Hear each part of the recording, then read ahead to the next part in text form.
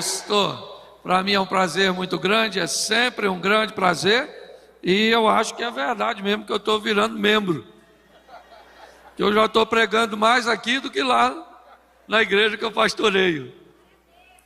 Bom, eu sou muito grato pelas oportunidades que Deus tem me dado, e eu tenho certeza de que hoje, nesse horário, eu não deveria estar em nenhum outro lugar que não fosse esse, compartilhando com vocês a palavra do Senhor. Amém? Eu tenho expectativas de que esse ano ainda coisas extraordinárias vão acontecer. Amém? Na última vez que estive aqui,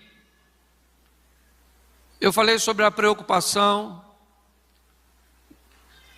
que a vista mal posicionada pode comprometer a visão. Nós precisamos entender que não andamos por vista, nós andamos por fé. Nós precisamos entender que, independente de tudo aquilo que está ao nosso redor, Deus está onde sempre esteve, no controle de tudo. Eu falei uma história aqui, quero repetir para fazer uma introdução dessa mensagem. Um homem entra no metrô em Nova York com seus 2 filhos. E assim que as portas do metrô se abrem, esses 2 meninos então começam a correr dentro do vagão, de um lado para o outro, batendo nas pessoas. E aquilo começou a incomodar os passageiros. O pai do menino estava sentado e não falava nada. E os meninos corriam para lá, corriam para cá, caíam em cima de um, caíam em cima de outro. E aquilo criou um mal-estar tão grande nas pessoas, que um homem resolveu abordar o pai e disse: você não está vendo o que os seus filhos estão fazendo? Eles estão nos incomodando. E o homem disse: eu não sei o que fazer, Senhor. Eu acabei de vir do hospital, e assim que os meninos receberam a notícia que a mãe deles morreram, eles ficaram desse jeito. E eu não sei o que fazer, eles não estão conseguindo assimilar. E naquele momento, naquele vagão, os meninos continuaram fazendo bagunça. Mas a mente das pessoas mudou depois de saber o que estava acontecendo. Às vezes as coisas não vão mudar ao seu redor, mas elas podem mudar dentro de você. Por muitas vezes nós vamos ver situações extremamente desafiadoras, ambientes totalmente pessimistas, mas nós não somos movidos por aquilo que está ao nosso redor. Para nós, o sol brilha sempre, porque Deus está no controle de tudo. Não permita com que a vista contamine a sua visão. Entenda que você vive na presença de um Deus de milagre, de um Todo-Poderoso. Aquele que há de vir virá e não tardará. Hoje muitas pessoas têm dificuldade de mudar a sua história por causa de uma mente aprisionada, por causa de uma visão, extremamente limitadora. E eu quero compartilhar com vocês, é uma reflexão rápida. E eu preciso que você abra a sua Bíblia para nós iniciarmos. Segundo livro dos Reis, no capítulo 7, no verso 1. Segundo livro dos Reis, capítulo 7, verso 1, diz assim: então disse Eliseu: ouvi a palavra do Senhor, assim diz o Senhor, amanhã, quase a este tempo, haverá uma medida de farinha por um ciclo, e 2 medidas de cevada por um ciclo à porta de Samaria. Verso 2: porém um Senhor, em cuja mão o rei se encostava, respondeu ao homem de Deus e disse: eis que ainda que o Senhor fizesse janelas nos céus, poder-se-ia fazer isso?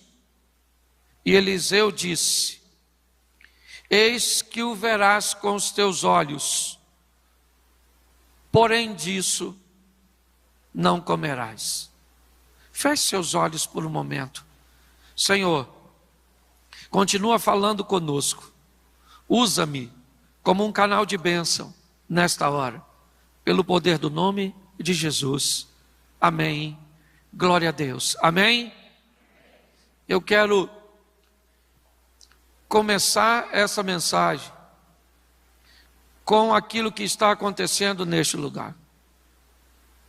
Nós vamos ver o estilo de vida que Eliseu resolveu viver, suas experiências exponenciais, extraordinárias, acima da média, é verdade. Mas ele deixa aqui um alerta para todos nós.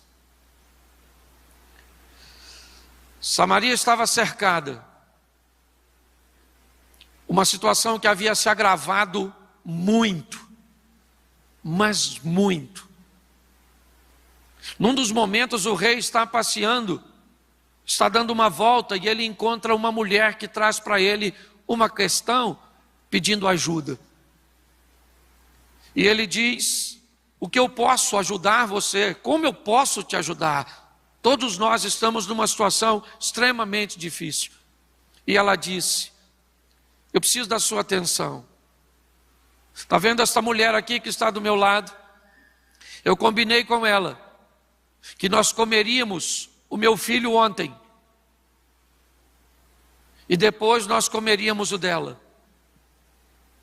Nós comemos o meu filho. E agora ela escondeu o dela,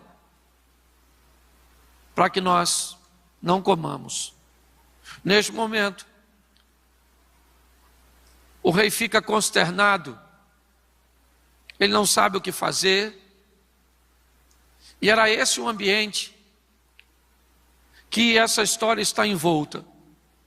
Um ambiente onde os olhares não viam saída, onde as perspectivas não eram boas, mas neste momento uma palavra profética.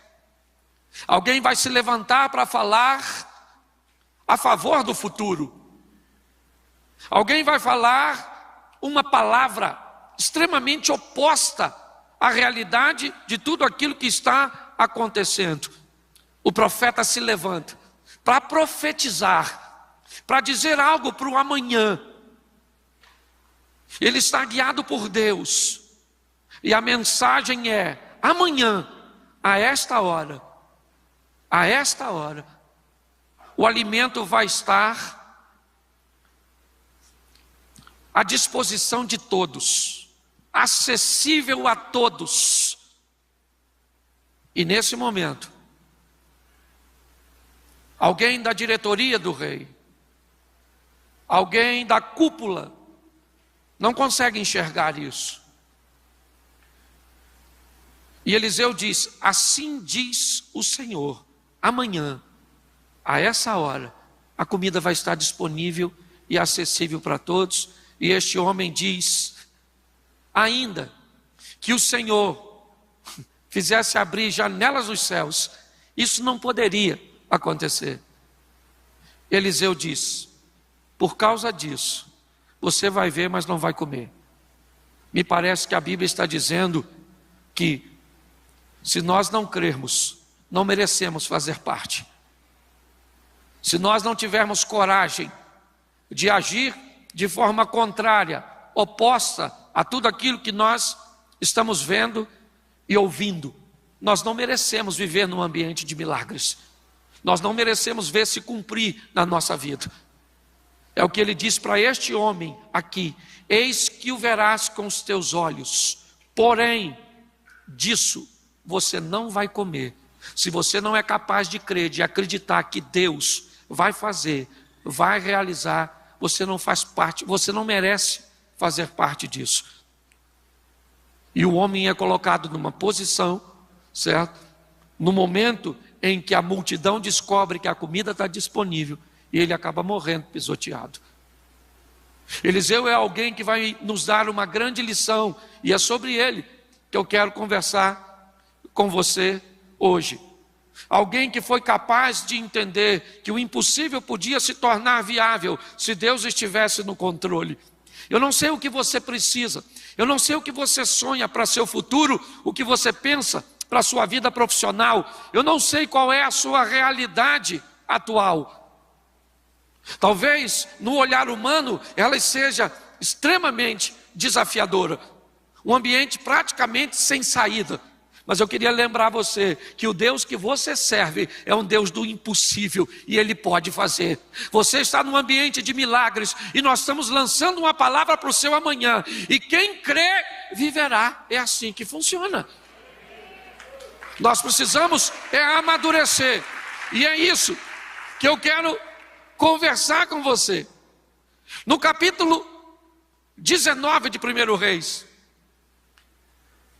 Elias ouve uma palavra de Deus, que diz assim no verso 16: também a Jeú, filho de Nins, ungirás rei sobre Israel, e também Eliseu, filho de Abel-Omeolá, ungirás profeta em teu lugar. Presta atenção, porque Eliseu está arando com os bois a terra de seus pais. Deus fala com Elias: vá até Eliseu e unge esse indivíduo, porque esse indivíduo vai ser profeta no seu lugar. Eu não sei o que Eliseu esperava da vida. Eu posso dizer para você, como muitos de nós não esperávamos que Deus fizesse na nossa vida o que fez. Só que Deus vai pegar um homem que andava atrás de bois, que seguia o caminho dos bois para arar a terra, e vai dizer para ele: agora você vai andar comigo, eu vou andar à sua frente, e você vai viver uma vida extraordinária. É a proposta. A proposta é sensacional, é verdade. Porém, ela vai gerar um nível de comprometimento. Ela vai gerar um nível de responsabilidade naquele que foi chamado, porque vida com Deus é parceria. Você faz o que pode, Deus faz o que você não pode. Quando nós entramos e temos um senso de responsabilidade de tudo aquilo que eu posso fazer, que a minha expertise, que o meu network, que a minha capacidade, que as minhas forças podem fazer, minhas mãos, eu faço. Mas aquilo que as minhas mãos não puderem fazer, o meu joelho vai tocar e as portas vão se abrir. O natural nós fazemos, o sobrenatural Deus faz. Você pode melhorar seu casamento, você pode ser um marido melhor. Você precisa de Deus para ser um marido melhor? Em algumas situações sim, em outras não, só depende de tu. Você depende de Deus para ser uma mulher melhor, um filho melhor, um pai melhor, um irmão melhor? Não. Você depende de você. Ah, mas tem coisa que eu não consigo. E aí então, se você não consegue, bota o joelho e fala: Senhor, eu não consigo. Eu preciso que o Senhor entre com providência a meu respeito. Gerar um senso de responsabilidade traz para a nossa vida um ambiente de milagres. Nós precisamos montar um cenário para que o milagre possa acontecer. Está na hora de sairmos dos bastidores da vida e subirmos do palco dela e protagonizarmos nossas próprias histórias. Vivemos o incrível, o sensacional, o extraordinário. Por quê? Porque isso é possível. E se é possível, eu quero viver. Ah, pastor, eu acho muito difícil. Depois que inventaram a frase, é difícil, nunca mais foi fácil. É difícil emagrecer, é difícil guardar dinheiro, é difícil estudar, é difícil, é difícil, é difícil. E quem conseguiu? Conseguiu por quê? Porque venceu. É difícil, porque era difícil para ele também. Ah, pastor, eu não quero ter filho, porque criar filho é difícil. A minha pergunta é: se seu pai pensasse igual a você, provavelmente você não teria esse pensamento. Ainda bem que ele pensou diferente, né? Então nós vamos dar uma olhadinha, porque Deus falou com Elias, e Elias vai lá agora e vai encontrar com Eliseu no campo. E o verso 20 diz assim: então deixou ele os bois, correu após Elias e disse: deixa eu beijar meu pai e minha mãe, então eu te seguirei. E ele disse: vai e volta, pois o que te fiz eu? Voltou, pois, de o seguir, tomou as juntas de boi, os matou, com os aparelhos dos bois cozeu a carne, deu ao povo, comeram, se levantou, seguiu a Elias e o servia. Eu acho isso o maior barato. Elias vai lá e toca em Eliseu. Eliseu deixa os bois um pouquinho, vai até Elias e diz: meu senhor, eu entendi que o senhor está me chamando para eu ir com o senhor, mas eu tenho família, tenho minha mãe e meu pai. Então eu estou precisando dar um pulinho lá em casa, só para me dar um beijinho nele de despedida. Elias falou: vai e volta. Aí Eliseu foi lá, se despediu dos pais, provavelmente os chamou, voltou, pegou os 2 bois que ele estava arando, matou, pegou aquela cangaia toda de madeira, fez uma fogueirona, fez um churrasco ou um cozido, porque o povo não comia nada frito, e fez uma festona de despedida. Para quê? Para deixar seu passado para trás. Porque se você quer viver uma vida extraordinária com Deus, seu passado não pode vir contigo. Eis que as coisas velhas já passaram e tudo se fez novo. Chegou a hora de vivermos o novo de Deus. Mas tem gente que não consegue viver o novo porque anda arrastando o velho. Sabe? Ah, pastor, tem umas coisas na minha lembrança. Ah, pastor, quando eu era pequeno meu pai me batia muito. Ah, eu fui abusado. Eu sou traumatizado. Vai ficar nessa? É isso? Traumatizadinho? Bullying? Na minha época de garoto, bullying era para fazer café. É só um trocadilho. Hoje, essas crianças ficam revoltadas. O passado, a Bíblia diz: eu vou trazer à memória aquilo que me traz. E o que não traz esperança? Eu limpo todo dia. Todo dia traz consigo o seu mal. Então eu faço uma limpeza para não aglomerar. Tem gente que vem falar comigo, eu pareço um aterro sanitário. Só tragédia. E aí? Tá difícil. Perspectiva: piorar. E o que você quer? Que Jesus volta? A minha vontade era falar: se ele voltar, tu não vai.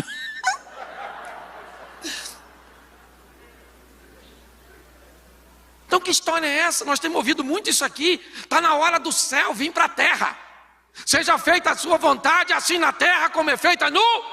Então, meu irmão, numa linguagem carioca, eu sou carioca e flamenguista, dá licença. Já que falaram que eu sou membro da igreja, eu posso falar as claras. Irmão, nós viemos aqui para arrebentar a boca. O bagulho nessa terra é doido. O inimigo é poderoso, mas o aliado dá de 10 no chifrudo. Que, aliás, o único chifrudo que não tem mulher é o Satanás. Nem sei como é que ganhou o chifre. Escute só. Deus está te dando a oportunidade de viver o incrível, o sensacional, o extraordinário. Pare de olhar as coisas de uma forma fatalista. Mas você quer viver uma vida com Deus? Pega esse passado seu e taca fogo nesse troço. Faz uma festa de despedida. O que é o casamento? Casamento é uma festa de despedida. Acabou o alvará de soltura. Tu pegou perpétua. Você está... Porque tu é solteiro. Escute só. Esse camarada vai dar uma festa. Deixa eu falar uma coisa para você. Se o seu passado foi bom, ele é o quê? Passado. E se ele foi ruim? Passado. Entendeu? E quem vive de passado? Museu. Isso aí. Você vive de perspectiva de futuro, de um Deus que está no controle de todas as coisas. Tem chave para abrir porta. Faz o que quer. Você só tem que estar afinado com ele, porque às vezes ele não está afim de fazer. E quando ele não está, não adianta. Lembra do Samuel? Orando: Senhor, perdoa o Saul, perdoa o Saul, perdoa o Saul. Deus falou: Samuca, segura a onda. Eu já estou por aqui com esse Saulzinho. Enche o teu vaso de azeite, dá um pulinho na casa de Jessé, o belemita, porque já escolhi um novo rei. A casa do Saul caiu. Então você precisa de sensibilidade, porque às vezes você vai pedir coisa para Deus que Deus não vai te dar. Aí você vai ficar aborrecidinho. Ah, não vai me dar? Então tá bom, vou para o inferno. Isso mesmo. Um povo esquisito. Se Deus não vai me dar por quê? Porque não quer. E se Ele não quer, eu não quero saber se é bom ou se é ruim. Ele falou que não quer, Ele é mais forte que eu. Não vou te dar. Ah, não vai me dar? Então eu vou tentar conseguir sozinho. Tem uns malucos, depois diz que eu que sou engraçado. Então, primeira coisa que eu acho fantástico, esse camarada está disposto a deixar o seu passado para trás. Mata os bois e taca fogo no arado. Qual mensagem ele está nos dando? Eu estou fazendo algo e tomando uma decisão cuja qual eu não tenho para onde voltar. Isso aqui não tem. Hebreus, o justo vive e ele não ele vai adiante para a conservação Então tudo começa. Uma vida exponencial começa com uma decisão que não tem para onde voltar. Acabou. E agora eu vou andar com quem? Com Jesus, com Deus. E se Ele me der tudo, estou com Ele. E se não me der nada, também estou. E se eu estiver feliz, estou com Ele. E se eu estiver triste, estou com Ele. Não tem mais volta. Acabou, querido. Já era. Entendeu? Mas tem gente que não taca fogo nos aparelhos, não mata os boi. Então ele tem para onde voltar. Já viu uns irmãozinhos que vai e volta? Você chega perto do carnaval, desvia. Chapa o coco, toma os negócios, pega umas donas. E uma mulher feia. Tem uns caras que vai para o inferno por um motivo ruim. Ainda tem isso. Não. Você está rindo, mas é sério. Não é você, né? Escute só. Ele está dizendo para mim e para você: você quer viver uma vida extraordinária? Entenda que o passado precisa ficar para trás. Você já ganhou muito dinheiro, hoje não ganha mais, isso é passado. Você já sofreu muito, isso é passado. Sabe? Ah, pastor, eu me decepcionei. Me casei com um homem que me fez sofrer. E agora? Nunca mais quero saber de homem. Nossa. Por quê? Porque os homens são tudo igual. Eu falei para a dona: a senhora conhece os homens tudo já? Tá rodada, hein, dona? Os homens é tudo igual? Ela falou: você é bobo, pastor, não estou falando nada disso. Eu falei: nem eu só segui o texto. Então deixa eu falar uma coisa para você. Eu não sei se o seu passado foi ruim, eu sei que Deus é bom. Eu não sei se alguém te machucou, eu sei que Deus cura. É assim que funciona. Se eu contasse meu passado para você aqui, você ia embora chorando. Ia dormir hoje de luz acesa. Sim. Certo? Porque tem gente aqui que eu sei que a sua vida deve ter sido muito difícil. Mas não matou você. Teve gente que a vida nem foi tão difícil e morreu de Covid esses dias. Olha como é que você está na vantagem. Ele assume um compromisso, é verdade, de não ter para onde voltar. É uma via de mão única. Ele vai. E é assim, é isso que nós assumimos com Deus. E é nesse ambiente que Eliseu vai viver o extraordinário, o fantástico, o sobrenatural. Quando nós chegamos no capítulo 2 de 2 Reis, Elias está partindo. É aquela reta final do Elias para ser levado aos céus. E o verso 1 diz que quando Elias estava para ser levado aos céus, ele estava em Gilgal, ele chama Eliseu e diz: Eliseu, fica aqui porque o Senhor me enviou a Betel. Eliseu diz: tão certo como vive o Senhor e vive a tua alma, que eu vou contigo. Olha que beleza. O ponto de partida da reta final é Gilgal. Em Gilgal o povo foi circuncidado. Em Gilgal o povo fez uma aliança. Porque se nós queremos viver o extraordinário com Deus, precisamos assumir um comprometimento. Eu vou parar de pecar ou diminuir minha margem de erro. Ou então errar só em coisa assim que é fácil de consertar. Certo? Ah, errei o caminho. Às vezes você nem precisa de Deus, só o Waze. Errei na receita do bolo. É só jogar fora e fazer? Errei na escolha do cônjuge. Hashtag chupa essa manga. Que tem coisa que você pode errar, que dá para consertar com facilidade. Nós temos que assumir um compromisso, uma aliança com o Deus de Israel, como disse Ezequias, para que se desvie de nós o ardor da sua ira. Agora me tem vindo ao coração, é o que disse Ezequias. Se nós entendermos que o ponto de partida é uma aliança, onde o pecado perde força. A cada dia que passa, nós pecamos menos. Porque nós vamos de glória em glória, de fé em fé. Porque aquele que peca é escravo do... Por isso que... Por que a Bíblia diz que quem peca é escravo? Porque aí o pecado domina essa pessoa.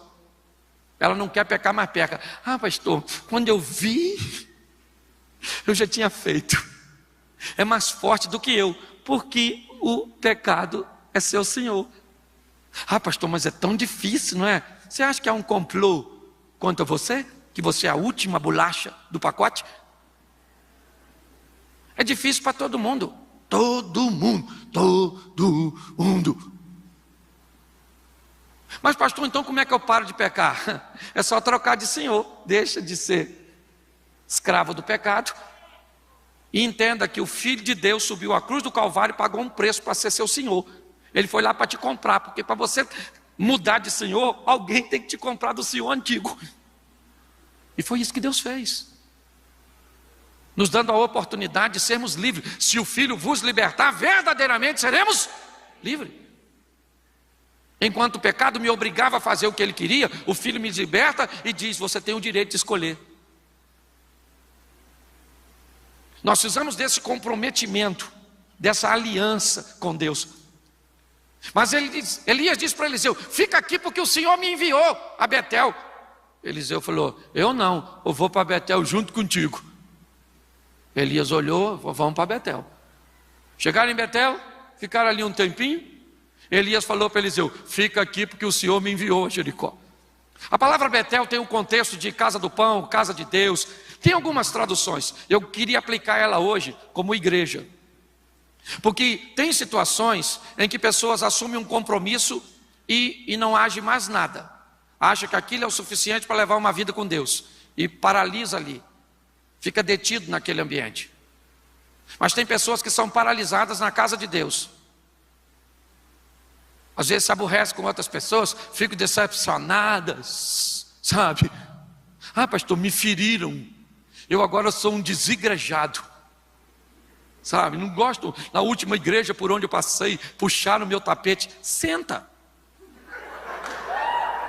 Você tem problema com tapete? Senta que tu nem cai quando alguém puxar. Tu vai junto, garra. Pode até puxar, mas me leva junto. Porque pensa num lugar desafiador que nós temos que vencer, que senão paralisa a pessoa. Igreja tem fofoqueiro? Sério? Tem fofoqueiro? Invejoso? Tem também? Mal pagador? Tem? Gente, então a igreja tem quase tudo. Pois é, querido. O que você tem que aprender para sobreviver em Betel? Para esse ambiente não te paralisar. Amar todo mundo. E se relacionar com a turma que dá para ter relacionamento. Porque tem uns irmãos na igreja que não dá para relacionar. Pelo menos com a gente, é da outra patota. Tem gente que fica traumatizada quando eu falo isso. Pastor, tem que se relacionar com todo mundo. Eu não consigo.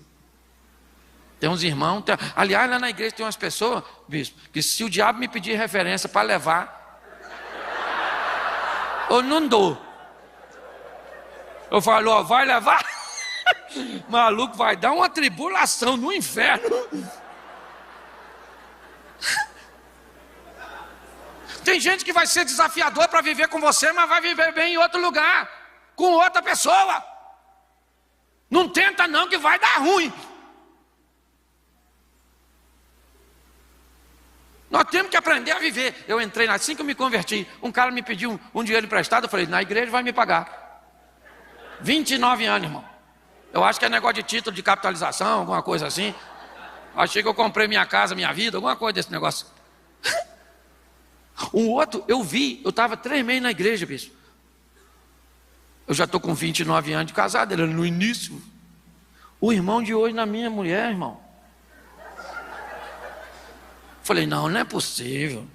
O irmão prega lá de hoje, não é que estava. E aí eu fui orar, porque a igreja é de Jesus, sim ou não? E ele falou, é assim mesmo, filho. Tem gente que ainda está transformando, tem gente que já transformou, tem gente que está no processo, é meio encardido, e os esfrego, bota, pá. Então, se você quer andar em alta performance, quer viver uma vida exponencial, e ainda está com dificuldade de viver com gente, está na hora de você mudar, ou dar um upgrade aí nas suas habilidades de se relacionar. Porque Elias disse para Eliseu, fica em Betel. Eliseu falou, ó o dedinho, ó, o profetinha. Eu taquei fogo no meu boizinho, matei a parada toda, não tem para onde voltar, e você fica mandando eu ficar? Fico é nada, eu vou com você para Jericó. É Jericó? Vamos embora. Chegaram em Jericó. Lá Elias falou o quê? Fica aqui porque o Senhor me enviou o Jordão. Eliseu falou, eu vou também. Eu fico pensando se sou eu, se eu já não tinha falado para Elias, ô irmão, tu não quer que eu vá? Toda hora ficar falando, fica. Porque me parece que na caminhada cristã, volta e meia, nós enfrentamos o obstáculo dizendo para mim e para você, pare. Nós não queremos que você vá adiante. Que é o passado que nos assombra, que é a ausência de um comprometimento, que é um ambiente hostil, às vezes na igreja. Ou Jericó, cidade das palmeiras, cidade do mau cheiro, como você queira denominá-la. Mas é uma conotação que me parece que demonstra o mau cheiro por dentro e as palmeiras por fora. Aqueles que serão paralisados porque resolveram viver uma vida de aparência. E quem vive de aparência não muda nunca. Porque você não precisa mudar a aparência. Me parece que quando Elias diz a Eliseu, fica em Jericó, nos traz uma aplicação que nós também podemos dizer que pessoas que vão viver de aparência serão paralisadas, não vão muito longe, ou pelo menos não viverão uma vida extraordinária, exponencial, fantástica. Mas eu só queria lembrar você que nesse ambiente, pelo menos agora chegando em Jericó, tem 50 profetas. Que me parece que já vem acompanhando Elias e Eliseu, dizendo para Eliseu que Deus ia levar Elias. E Eliseu diz, eu sei, está tranquilo. E agora Elias diz a Eliseu, fica em Jericó, permita que as aparências te paralisem, porque eu vou além do Jordão. E Eliseu diz, tão certo como vive o Senhor e vive a tua alma, que eu vou contigo. Elias ficou quietinho. Eles vão atravessar o Jordão. 50 homens ficam olhando. Elias vai atravessar o Jordão e tinha expectativa de atravessar sozinho. Mas Eliseu disse, não, eu vou com você. Eu cheguei até aqui, eu vou prosseguir. Eu vou até o final. Provavelmente, os profetas ou os alunos da escola de Elias estão pensando, e ele vai com Elias, quero ver como é que ele volta. Eu imagino Eliseu entrando, o Jordão abriu, o Elias passando e o Eliseu atrás. E eu imagino ele fazendo as contas, taquei fogo no... matei meu boi, mandou eu ficar, se eu tivesse ficado em Gilgal, não estava passando agora, pé enxuto, aqui, do outro lado. Elias fala para Eliseu assim, me pede o que você quer. Ô gente, pensa, Me pede o que você quer que te... Eu imagino que Elias deve ter pensado, Eliseu vai pedir qualquer coisa. Mas Eliseu disse para Elias assim: eu estou a fim de receber uma porção dobrada do Espírito que está sobre o Senhor. Se o Senhor foi fera, eu quero ser fera. Eu quero uma porção dobrada, eu quero o extraordinário. Eu não cheguei aqui de bobeira, eu não caí aqui de paraquedas, meu irmão. Eu tive um percurso para chegar até aqui, e eu vim aqui para buscar o que Deus pode me dar. E o Deus, olha só, eu gosto do Eliseu. Um dia, quando eu estiver lá, porque eu vou. Eu já falei isso aqui. No céu nós vamos ter 3 surpresas, lembra? Primeira, cheguei. Caraca, não é que eu entrei? Caraca. Segunda, você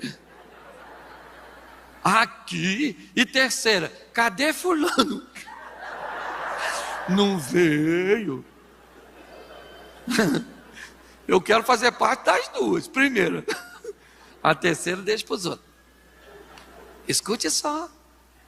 Olhe bem. Elias olha para Eliseu e diz: o que você quer? Eu acho que ele não esperava que Eliseu fosse falar aquilo. Porque Eliseu deve ter falado: rapaz, eu posso viver com Deus, um incrível, sensacional, um Deus poderosíssimo. Então, Elias, eu estou a fim de um espírito dobrado, de uma unção dobrada. Dobro, irmão, eu dobro esse negócio. Ou dobro ou nada. Olha o que o engraçadinho do Elias fala para Eliseu: dura coisa me pediste. Dura coisa por quê? Quem vai dar não é você, é Deus. Eu quero o Espírito que Deus colocou sobre.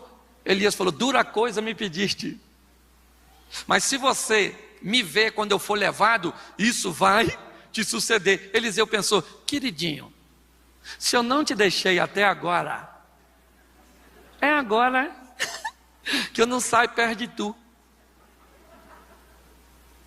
Aí a carruagem, objeto voador não identificado, a carruagem estacionou. Eu tenho que tirar essas dúvidas no céu, se eu lembrar.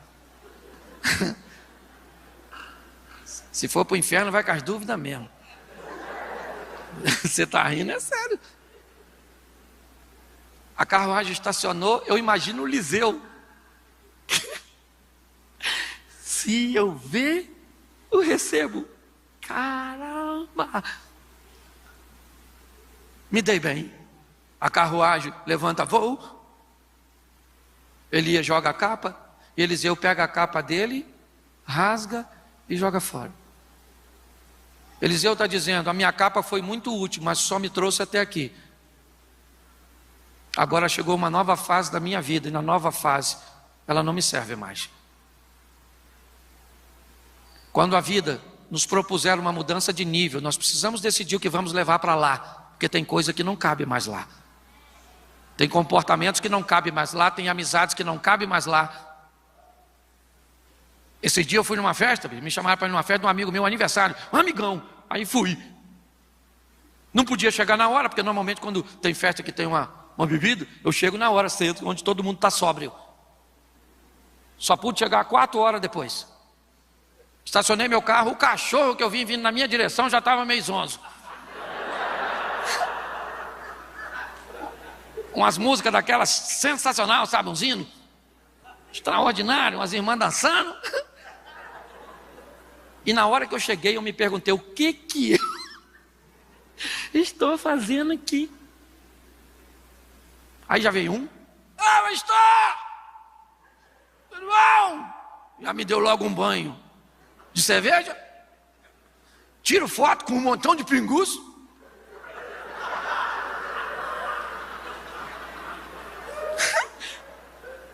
Aquilo não era ambiente para mim, mas eu fui. Saí de lá sujo de cerveja. O aniversariante não lembra que eu fui, de tanto que ele bebeu. Então nem adiantou. E eu voltei para casa e falei com o meu moleque: eu não entendi o que eu fui fazer lá. Tem coisas e lugares e situações que não é mais para você quando Deus te muda de fase. Eliseu pega a capa dele, joga fora, pega a capa de Elias E preste atenção, é a nova fase. Eliseu para diante do Jordão, pontoso, como um bom carioca, a capa, e diz: esse cara sou eu. Eliseu vai substituir Elias? Nunca, porque ninguém substitui ninguém. Simplesmente Deus dá a oportunidade de você viver a sua própria história. Hoje você vive a sua, amanhã o outro vive a dele. O importante é que nós vamos viver de forma magnífica, extraordinária. Eu quero que o diabo fique endemoniado com a nossa vida. O diabo fica assim, esse miserável. Pensa, nós tudo passando na frente de Deus e Deus falando: e aí, Lúcifer, tem visto o JB, pastor Cláudio, Marcos César? Tem visto a turma toda? Gente boa, hein? E nós só. Isso é possível. É possível. Deus não pede para você ser santo, Ele só pede para você entrar no processo de santificação. Deus não pede perfeição, Ele pede aperfeiçoamento. Seja amanhã melhor que você foi hoje. Faça igual o smartphone, uma versão melhorada de você mesmo. Entendeu? E agora o Eliseu tocou na água do Jordão. Jordão abriu, Eliseu passando sozinho. Cadê o Elias? Subiu. Do outro lado tinha 50 camaradas que olhou para o Eliseu e falou assim: caramba, Eliseu. E o texto ainda diz que esses caras são valentes. Por isso que quando eu vejo Jesus chamar Pedro de pôr café, quando fica em pé em cima d'água, eu pergunto aos discípulos que ficaram no barco: é de pôr o quê? Tinha 52 profetas. 2 atravessaram o Jordão. 50 ficaram olhando. Isso nos dá um prognóstico de que uma minoria é capaz de tomar uma decisão que vai levar a sua vida para o próximo nível. Eu não quero saber a quantidade, eu só quero estar nesse grupo. É isso que eu quero propor a você. Ah, pastor, aqui tem um montão de gente. Será que muita gente aqui não vai viver o extraordinário? Não. Quem vai viver o extraordinário, quem não vai viver o extraordinário é quem não veio no culto. Você aqui vai sair daqui para... Escute só que eu estou terminando. Pensa num cara extraordinário, o Eliseu. Pensa. Mas um negócio que eu acho maravilhoso do Eliseu é que um dia o Eliseu morreu, porque todo mundo morre, sabia disso? Você vai morrer já. Daqui um dia você morre. Ninguém avisou você não, né? Pois é, daqui um dia você vai escutar: pastor Cláudio morreu. Deu um beijinho no ombro e fui. O Abraão foi sensacional, sim ou não? Mas morreu, a turma morreu tudo. Chegou a nossa hora. Eliseu morreu. Olha que lindo, gente. E estão fazendo um sepultamento. Quando eles estão lá perto do cemitério para sepultar o Eliseu, eles olham e vem um exército inimigo. E aí não dá para sepultar o defunto. Joga o defunto onde? Na cova do Eliseu. O defunto ressuscitou. O Eliseu era fera, até depois de morto. E claro que provavelmente o homem que acabou de ressuscitar deve ter sido o primeiro a correr. Lá vem o exército, o cara acabou de ganhar um bônus. Não vai dar mole para morrer de novo, não é verdade? Você está rindo, mas é sério. Eu queria que você saísse daqui. Olha só, você está aqui há quanto tempo? Umas 3 horas mais ou menos de culto geral. Olha como é que você está feliz. Sua vida nem mudou ainda. Sorridente. O culto está acabando. E nesse culto, o bispo JB não pode ir com você. Eu não posso ir com você. Mas tem alguém aqui na igreja que pode. Esse alguém é o Todo-Poderoso.